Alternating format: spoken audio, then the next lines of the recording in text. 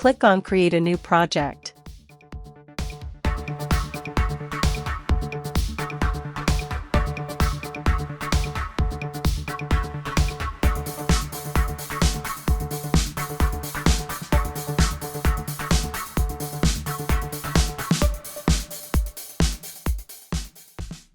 Select Console app and click the Next button.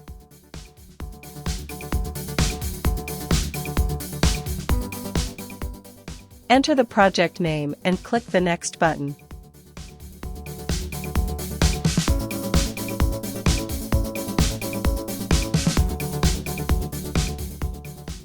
Choose the .NET Framework version and click the Create button.